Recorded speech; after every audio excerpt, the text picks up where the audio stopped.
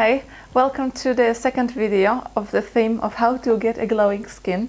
I'm super excited to be making this video because it's probably one of the most important videos on my channel so far. The principle is that if we want to keep something radiant and shiny, we need to keep the impurities, toxins, dirt away. So many of us keep looking at little pieces and looking at the surface of the skin, thinking, oh, if I only get this product, my skin will glow. Oh, if I only get the right diet, if I only do these exercises, it will glow. But actually, all of these things are just little external factors and just little pieces of the puzzle. And only when we look at the whole picture all together and take care of every single element from that picture, only then the true glow can shine through it. So let me ask you a few questions that are seemingly unrelated to the topic, but honey, they are so related. How are your relationships? We have hundreds of relationships in our life, with family, with co-workers, with friends, even with a lady that we buy bread rolls at every morning. Do you argue with someone? Do you hold grudges against someone? Do you wish your ex-boyfriend to be hurt as much as you have been hurt by him? All of these are like toxins and dirt that pollute our heart and block and disrupt the flow of life and flow of radiance through your heart, through your soul and mind. And this is what really shows on your face. Forgiving might be the hardest thing you'll ever do, but it's so essential if you want to let your glow to shine through you like a light bulb at night. I know what I'm talking about. I've been deeply hurt in my life by addictions of both of my parents, by emotional abusive relationship. I've been left and abandoned by people who I really cared about, who I loved. But I can honestly say that I have forgiven every single person that ever hurt me in my life. I don't hold any grudges. I am the kind of person that I'm super sensitive on these kind of vibes. I can pick them up so clearly in my heart. When I think about a person, I know exactly how I feel about it, and I know exactly if I hold something against a person. Sometimes it took me months or years to understand and truly forgive from the bottom of my heart, but I cannot function with having even one disruptive relationship in my life. It's so important to shield your heart, to protect your heart, but in your heart to be pure and truly forgiven everyone who ever hurt you. How do we know we've forgiven someone? Because when we think about that person, we feel peace and we don't have any negative emotions about them. So my best advice is, if you still hold something against anybody in your life, no matter what happened, trust me, no matter what they did to you, pray for them. Pray away all the pollution from your heart, all the negative emotion from your heart. It doesn't matter for them, they live their life and they don't care about you, but it matters for you, for your health, for your glow. How is the space that you are living in? When was the last time you've done a deep check in all the drawers that you have and got rid of stuff that you no longer use, it doesn't longer fit you or serve you?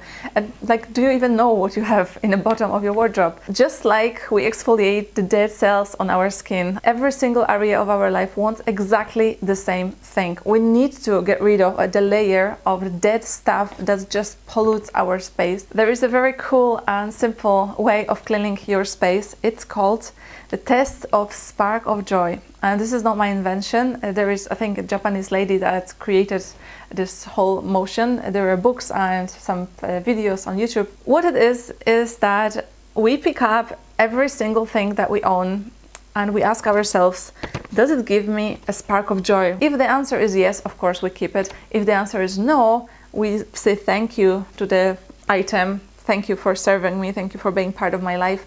It's time for me to let go of you, and we just get rid of it. Around 6 months ago, I was moving from one apartment to another, and I've applied this spark of joy test.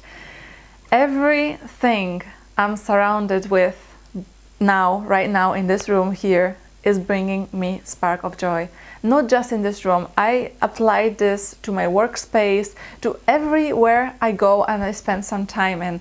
Just imagine coming back home and everything that you see brings you a spark of joy. I got rid of a lot of clothes that fit me well, but just there was something about them that just wouldn't make me happy. If you haven't heard about this method before, I wholeheartedly recommend you to give this a go, because it oh my god, why I'm using such a difficult words, revolutionized my life. I've quickly realized that having a really nice scent in a house brings me a spark of joy. Surrounding myself with fresh cut flowers, I just love it. That's why you can see so many flowers in my videos. Maybe not in this one, but generally you can see flowers, because I just absolutely love it. It brings me joy. I know that cleaning your space might sound unrelated, but this is what you can see through when I'm talking to you. This is what camera captures when I'm recording, because I absolutely love being in the space that I'm recording it to you.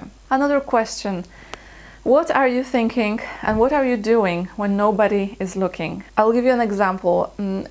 I used to go to the shop and sometimes I pick up an item and it has some sort of incorrect label that I've only noticed at the checkout. So the item that costs £5 would just scan for 5p, for example. I used to feel like super lucky when something like this would happen. I used to like pack it quickly and go away from the shop thinking like super clever, smart and, you know, cheeky in a funny way. I don't do this anymore. You know what? Because somewhere deep in my heart, I feel it's not quite okay to do this. Yeah, it has been a mistake, but you know what? I'm robbing someone by doing this, and the most of all, I'm robbing my heart from purity. Or for example, when you go to the restaurant, I used to again be like finding super lucky if a waitress forgot to put a bottle of wine on my bill. But you know what? I don't do this anymore. I just couldn't leave the place without shouting and saying that, look, this is a mistake. I know every one of us have our own judgment, but if you're asking me what to do to have a pure, innocent radiance and glow around you, you have to be able to pick up on things like this and just say no, like I am no longer doing with anything like this, because it just pollutes the flow of life that goes through you. What do you watch? What do you listen to when you're on your own? I am very, very careful what I let to plant a seed in my mind. I don't own TV and I'm very, very selective what kind of music I listen to. I tend to avoid everything that promotes values that I don't want to be in accordance with, like dramas, lies, cheating, addictions, violence. I don't listen to half-naked Rihanna's singing about S&M, or Beyonce, which voice I absolutely adore, but singing about, I don't know, broken-hearted girls. I don't want this vibe in my space. I'm being careful about what you letting into your space. Doesn't mean that you have to be completely isolated from the world around you and you cannot go out with friends, etc. I love going to the cinema, but I'm just a little bit more mindful what kind of movies are we going to watch. And recent movies that we've seen was Hacksaw Ridge or Hidden Figures. I really enjoyed that. I choose anything that make me feel uplifted, that promotes good, strong, pure values. That's what I want to be all about. Do you live by the pace that your body wants to live? Do you listen to your body? Do you know the language of your body? This world tries to make us think that we need to be faster, we need to do everything in a rush, we need to hold all this information that's coming. Hang on a second, we don't have to. It's our life. It's not like we live for the world.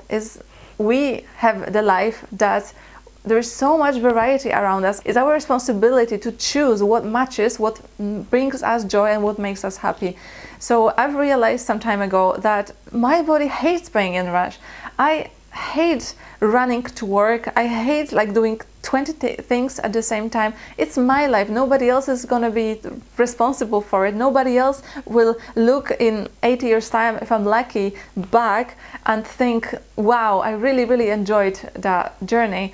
Apart from myself, I love long lazy mornings. I love long hot showers. So guess what? I just started to get up a little bit earlier to have this time in the morning to do what my body feels like, to slowly wake up, to gently, I don't know, do some exercises, to read something uplifting in the morning, to take time and have this amazing long hot shower. All of this is giving me such a peace, happiness and joy. and radiance that you can see also from the radiance on my face. Boys and girls, I strongly believe that we were all made to be glowy, radiant, shiny, but we block it a lot of times by either multiplying the toxins and dirt and impurities in our lives, or failing to let go of or clean up the dirt from the past. The glow around us is so much more than just skincare, just particular product. Don't ever buy into this lie that you have to spend all this money for all these things to make you look particular way or give you the particular, I don't know, shade of a shine. All these things are only finishing touches that can only enhance what's already glowing within us, and we should never even need these products to shine our glow through.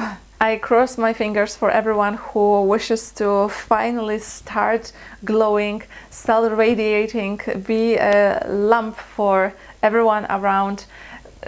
It's an exciting journey of self-discovery, self-love, self-respect. I wish you all the best on that path. Thank you very much for being with me. Hey ho for glowing lives. See you later.